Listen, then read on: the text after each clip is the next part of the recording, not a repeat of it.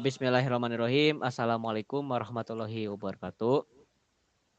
Halo teman-teman, izinkan saya memperkenalkan diri. Nama saya Muhammad Sandi, NIM saya 230102096.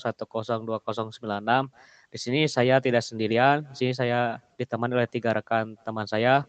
Yang pertama itu ada Andika M. Rido dengan NIM 230102021. Selanjutnya ada Akil Arsalan Rukmandani, NIM-nya 230102064. Lalu yang terakhir ada Ikhlas Nawarullah, NIM-nya 230102061. Di sini kami akan mempresentasikan tugas UTS Praktikum Manajemen Basis Data. Dosen pengampu dari matkul ini yaitu Bu Ayla Gemma Safitri. Di sini kami mengambil tema yaitu pemodelan basis data permasalahan dari sampah. Di sini ada poin yang akan kami jelaskan. Yang pertama itu ada topik masalah, lalu yang kedua ada deskripsi, yang ketiga ada analisa kasus permasalahan, yang keempat peran pengguna klien, kelima entitas utama, lalu yang keenam ada atribut tiap entitas. Di poin topik masalah ini akan dijelaskan oleh saya sendiri. Jadi topik permasalahan dari ini pengelolaan sampah yang dihasilkan oleh masyarakat, mulai dari proses pembuangan hingga pengolahan. Diagram ini menunjukkan alur hubungan antara entitas-entitas yang terlibat seperti masyarakat, tempat pembuangan, petugas, pengumpul, jadwal pengumpulan, jenis sampah, dan sampah yang diolah. Tujuannya adalah untuk memantau dan mengelola sampah agar dapat ditangani dengan lebih terstruktur dan efisien, termasuk proses pengumpulan, pemilahan, dan pengolahan ulang. Di sini ada komposisi sampah di Indonesia pada tahun 2020. Di 40% sisa makanan, di 17%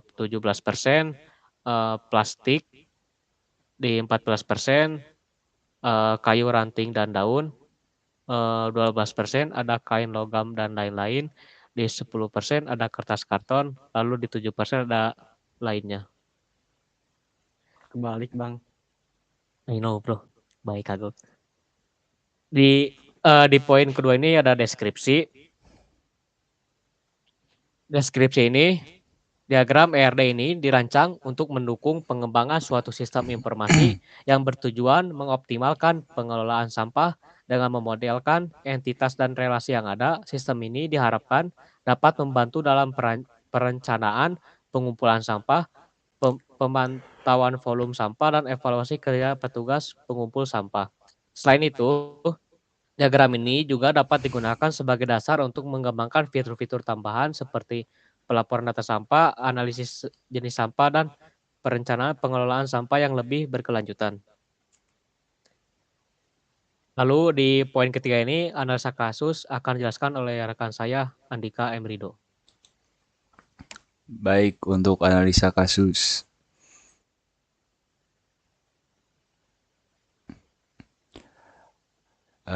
Untuk analisa kasus, sistem dari diagram ini dirancang untuk membantu mengelola proses manajemen sampah dengan melibatkan masyarakat sebagai penghasil sampah dan petugas sebagai pengelola. Alur yang jelas, mulai dari pembuangan, pengumpulan, hingga pengolahan, membantu memastikan sampah ditangani dengan efektif, sehingga dapat membantu mengurangi dampak negatif terhadap lingkungan dan memaksimalkan upaya daur ulang. Selanjutnya ada peran pengguna.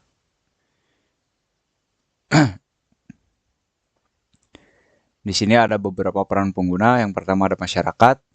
Peran masyarakat adalah sebagai pihak yang menghasilkan dan membuang sampah ke tempat pembuangan. Selanjutnya ada petugas pengumpul. Petugas pengumpul bertanggung jawab untuk mengumpulkan sampah yang dibuang oleh masyarakat. Lalu ada pengelola tempat pembuangan.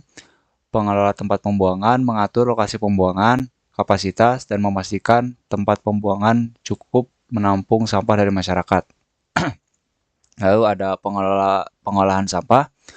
Pengelola ini bertanggung jawab untuk mengolah sampah yang telah dikumpulkan. Sampah yang sampah yang dikumpulkan akan diolah lebih lanjut menjadi sampah terolah dengan status pengolahan tertentu. Yang terakhir, ada pengelola data jenis sampah. Peran ini mungkin bertanggung jawab dalam menentukan jenis-jenis sampah yang ada dan memastikan setiap jenis sampah dikategorikan dengan benar sesuai jenis sampah yang relevan. Baik, Di untuk sini saya akan selanjutnya. menjelaskan tentang entitas utamanya. Entitas utama ada masyarakat, ada sampah, petugas pengumpul, tempat pembuangan, jadwal pengumpulan, jenis sampah, dan terakhir sampah terolah. Berikutnya ada atribut tiap entitas. Di sini ada 6 entitas. Yang pertama masyarakat. Di atributnya memiliki ID masyarakat yang memiliki primary key-nya. Kedua ada nama, ketiga alamat, keempat no telepon. Berikutnya ada sampah, memiliki primary key yaitu ID sampah. Kedua ada jenis sampah, ketiga berat, keempat tanggal pengambilan. Selanjutnya ada petugas pengumpulan. Pertama ada ID petugasnya sebagai primary key-nya, kedua ada nama, dan terakhirnya ada nomor telepon. Selanjutnya ada tempat pembuangan. Di sini ada ID tempat yang memiliki primary key-nya, kedua ada nama tempat, ketiga lokasi, keempat kapasitasnya. Selanjutnya ada jadwal pengumpulan yang memiliki ID jadwal yaitu primary key-nya, dan kedua ada tanggal, ketiga waktu, dan terakhir ada ID petugas yang memiliki foreign key-nya. Dan keenam ada jenis sampah yang memiliki primary key ID jenis, dan kedua ada nama jenisnya. Selanjutnya atribut entitas terakhir adalah sampah terolah yang memiliki primary key ID sampah terolah. Kedua ada foreign key-nya yaitu ID sampah, ketiga ada tanggal pengolahannya, dan terakhir status pengolahannya.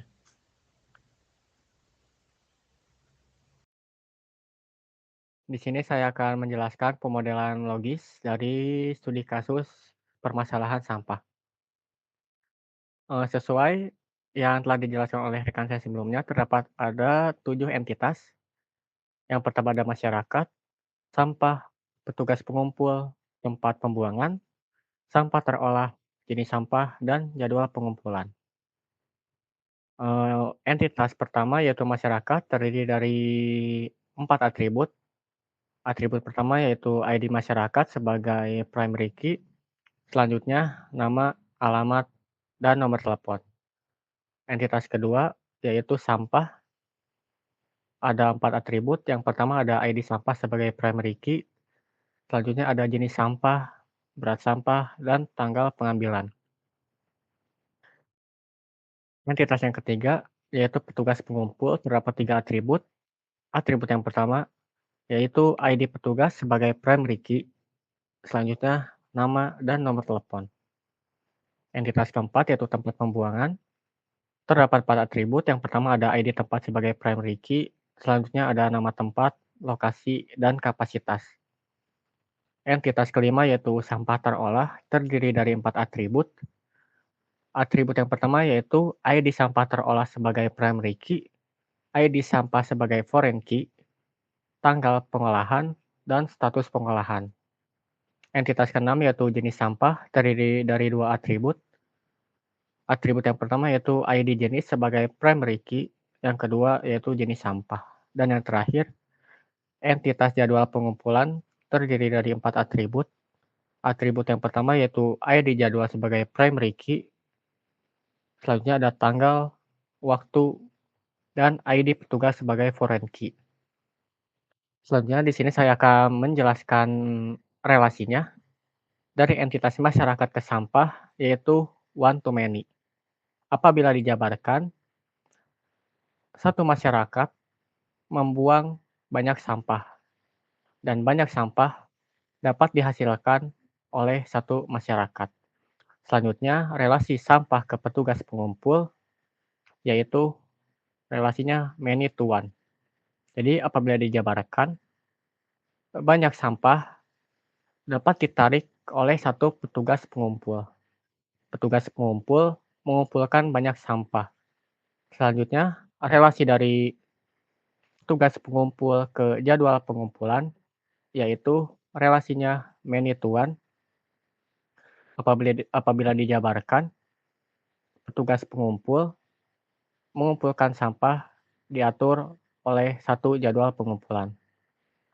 Satu jadwal pengumpulan dapat mengatur banyak petugas pengumpul. Selanjutnya, relasi dari sampah ke jenis sampah, relasinya yaitu many to one. Apabila dijabarkan, yaitu banyak sampah dipilih dan dipilah menjadi satu jenis sampah. Satu jenis sampah dipilah dari banyak sampah. Selanjutnya, dari entitas sampah ke sampah terolah, yaitu relasinya one to many. Apabila dijabarkan, yaitu satu sampah diolah menjadi banyak sampah terolah, dan sampah terolah mendaur ulang menjadi dari satu sampah. Selanjutnya yang terakhir, relasi dari sampah ke tempat pembuangan. Dari sampah ke tempat pembuangan yaitu relasinya many to many. Apabila dijabarkan, banyak sampah dikirim dan dapat dibuang ke banyak tempat pembuangan. Begitupun sebaliknya, banyak tempat pembuangan bisa dibuang oleh banyak sampah. Selanjutnya di sini ada dokumentasi kelompok, ya kerja kelompok kami berempat. Di sini ada 2 foto, ada dokumentasi. Tunggu sebentar. Nih. Mungkin cukup sekian dari presentasi dari kelompok kami. Mohon maaf apabila ada kesalahan kata dalam menjelaskan materi. Wabillahi taufiq wal hidayah. Wassalamualaikum warahmatullahi wabarakatuh. Waalaikumsalam.